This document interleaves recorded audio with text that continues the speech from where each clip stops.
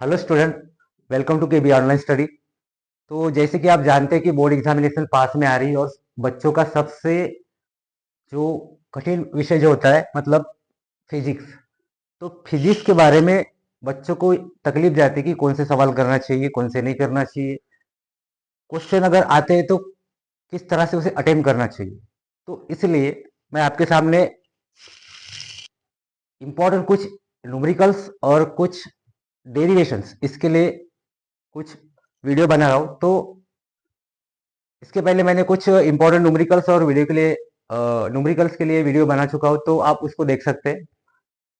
तो अभी आज हम देखने वाले हैं जो रोटेशनल डायनामिक है उसका इंपॉर्टेंट एक्सप्रेशन, जो बहुत बार बोर्ड एग्जाम में आ चुका है और आ सकता है इस साल भी। तो एक्सप्रेशन देखने से पहले मैं आपको रिक्वेस्ट करना चाहूंगा कि अगर आपको इसी तरह से अगर वीडियो चाहिए तो चैनल को प्लीज लाइक और शेयर जरूर कीजिएगा, ठीक है, ताकि मुझे मोटिवेशन मिल सके। ठीक है, तो आज हम एक्सप्रेशन देखने वाले हैं। Expression for moment of inertia of uniform disk about axis passing through center and perpendicular to the plane। ठीक है, तो एक्सप्रेशन किस तरह से सॉल्व करना है आज हम देखेंगे इसको। ठीक है, तो देखो, अगर मान लो कोई एक यूनिफॉर्म डिस्क है, ठीक है, और ये रोटेट हो रही है अबाउट इट्स ओन एक्सिस, मतलब इसका एक्सिस मान लेते हैं सेंटर से। ठीक है, तो ये हो गया उसका खुद का एक्सिस। तो इस एक्सिस के अबाउट में रिंग डिस्क क्या हो जाएंगे, रोटेट होंगी। ठीक है, डिस्क को थोड़ा सा ऐसे निकाल लेते हैं। ठीक है, ये डिस्क की विड्थ हो गई। ठीक है, और ये एक्सिस जो है इस प्लेन को परपेंडिकुलर पासिंग थ्रू कहां से, सेंटर से। ठीक है, तो इस डिस्क का जो मोमेंट होगी तो इसका मोमेंट ऑफ इनर्शिया निकालना है। तो सबसे पहले क्या कर लेंगे, अपन कंसिडर कर लेंगे कि consider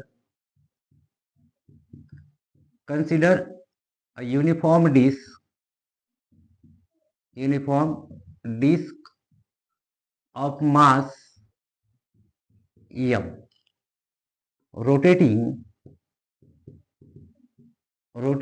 about its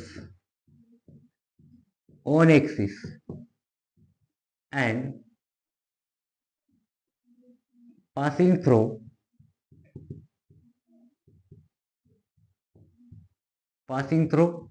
center and perpendicular to its plane। ठीक है,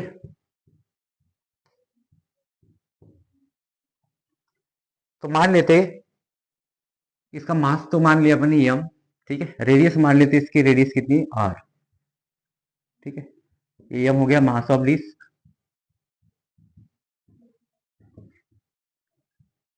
r हो गया इसकी रेडियस, रेडियस ऑफ डिस्क। ठीक है, अगर कुछ समझ में नहीं आया और कुछ तकलीफ जाए तो आप कमेंट्स में बोल सकते हैं। ठीक है, कमेंट्स में बता सकते हैं कि कौन सा चैप्टर समझ में नहीं आया, कौन सा पॉइंट समझ में नहीं आया। ठीक है, तो अगर इसका मोमेंट ऑफ इनर्शिया निकालना है तो अपन ऐसे मान लेते हैं कि ये जो डिस्क बनी है कुछ रिंग से बनी हुई, मतलब ऐसे एक रिंग हो गया, एक रिंग हो गया, एक रिंग हो गया, एक रिंग। ठीक है, मतलब इसमें नंबर ऑफ रिंग होंगे। ठीक है, ये डिस्क जो बनी है नंबर ऑफ रिंग से बनी है। ठीक है, तो इसका अगर अपन सरफेस डेंसिटी देखेंगे, सरफेस डेंसिटी ऑफ डिस्क, तो सरफेस डेंसिटी क्या होंगे, sigma is equal to mass upon area, mass upon area. ठीक है, तो इसका मास कितना है m, और डिस्क है सर्कुल है, तो एरिया कितना हो जाएगा पाई आर स्क्वायर। ठीक है, तो ये होगी इसकी सरफेस डेंसिटी। ठीक है, आपको बताया कि ये जो डिस्क है इसमें नंबर ऑफ रिंग है। ठीक है, नंबर ऑफ रिंग से बनी हुई, तो अपन कंसिडर कर लेते हैं, कंसिडर डिस्क कंटेनिंग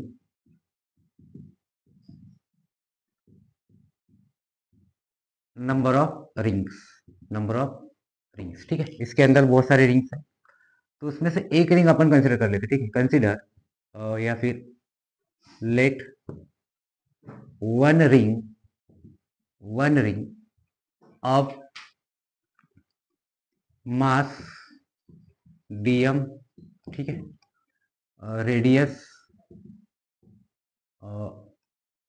आर और विड्थ, एंड इसकी विड्थ पकड़ लेते हैं, ठीक है। एंड विड्थ पकड़ लेते हैं अपन कितनी, डी आर, ठीक है। डी आर इसकी विड्थ होगी, ठीक। तो यहाँ पे एक रिंग पकड़ लेते हैं अपन, इसकी रेडियस कितनी होगी आर, और इसकी ये जो विड्थ है, विड्थ अपन डी आर पकड़ लेते हैं, ठीक है। और इसका मास कितना, डी है, ठीक। तो इसका एरिया निकालेंगे, तो एरिया कितना होगा, एरिया ऑफ डिस्क ये मिलेगा 2 पाई आर इंटू इसकी विड्थ, तो विड्थ कितनी है, डी आर, ठीक है। तो अगर इसकी सरफेस डेंसिटी निकालेंगे अपन, सरफेस डेंसिटी, ठीक है। तो सरफेस डेंसिटी सिग्मा निकालेंगे, ठीक है। तो क्या बताया था मैंने, मास अपॉन एरिया, ठीक है। तो मास कितना है इसका, डीएम, और एरिया कितना है, 2 pi r into d r, ठीक है। ओके, तो यहाँ से मास निकालेंगे डीएम कितना हो जाएगा, sigma into 2 pi r into d r, ठीक है। अब निकालेंगे इसका मोमेंट ऑफ इनर्शिया रिंग का, ठीक है। सो moment of inertia of ring, so I R बराबर डीएम मास इंटू डिस्टेंस का स्क्वायर, ठीक है। तो ये मिलेगा आर स्क्वायर, ठीक है यहाँ तक। So therefore moment of inertia of disc about axis passing through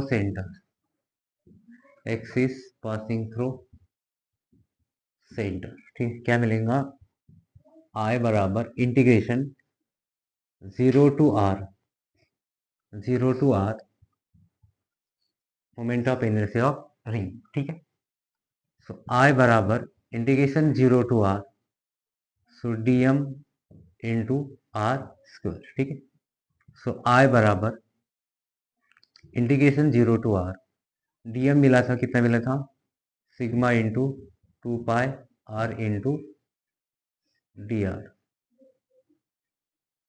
और ये आर स्क्वायर, ठीक है। सो आई बराबर हो जाएगा integration 0 to r sigma into 2 pi r और आर स्क्वायर मिलेंगे आर क्यूब, और ये डी आर, ठीक। सो आई बराबर सिग्मा और 2 पाई इंटीग्रेशन कांस्टेंट है, इंटीग्रेशन के बाहर ले लेते इसको, ठीक है।